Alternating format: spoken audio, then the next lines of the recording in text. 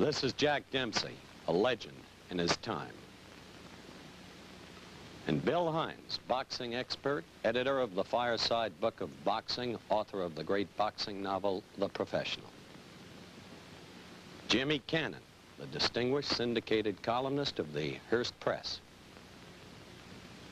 The hard rock from Brockton, Rocky Marciano, who never tasted defeat.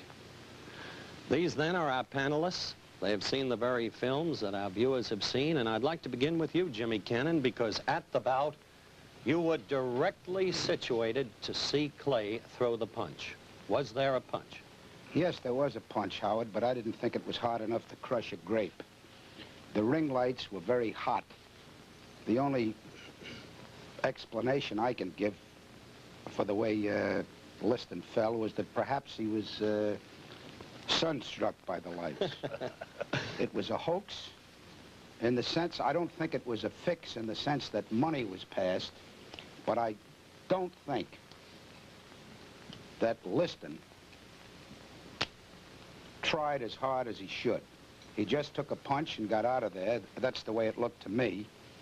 Afterwards, when he got up, he certainly wasn't unconscious. He seemed in possession of his faculties. He ducked, knew enough to duck, about 5 or 6 right and left hands. Now, I'm not jumping on the bandwagon after the fight. Before the fight, I refused to pick a winner because I didn't like the circumstances of it. People connected with it. The mere fact that Liston owns 22.5% of the stock in the company that promoted it.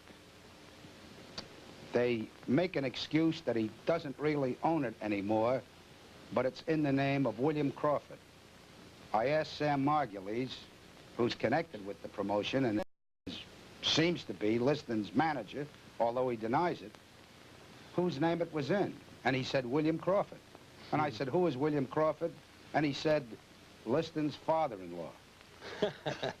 All right, Jimmy, I'm going to move from that to Rocky Marciano because, Rock, you and I were seated together right beneath Liston, virtually, where he fell. Weren't you under the impression that he slipped or tripped rather than fell? Yes, I did, because Clay was in no position at the time to throw a solid punch.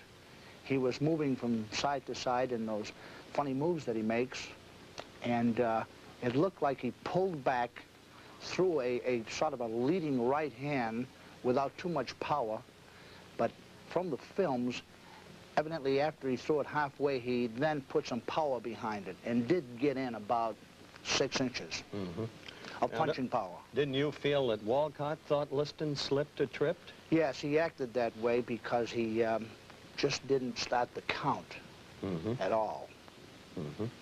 Well, here's a good chance, gentlemen, for a break. We'll get to Bill Hines and Jack Dempsey in just a minute, so let's take 60 seconds out for another kind of sport, shall we? All right, let's resume and let's talk to the Manasseh Mauler, Jack Dempsey. Jack, you deliberately did not look at that fight until today when you've seen the films. That's right. What's your view of the films? Well, there's very little to see, except I saw the punch, and the list looked very slow, and there was so much confusion, you can't tell what was going on. You think it was a knockout blow? Well, I don't know how hard he was hit. Not being on the receiving end, you never know just how hard these punches do come over, but I did see the punch go over.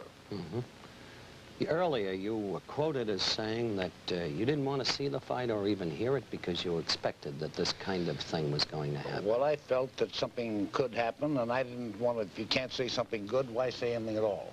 I didn't want to say nothing. All right, Bill Hines, you edited the very film that the viewers have seen today.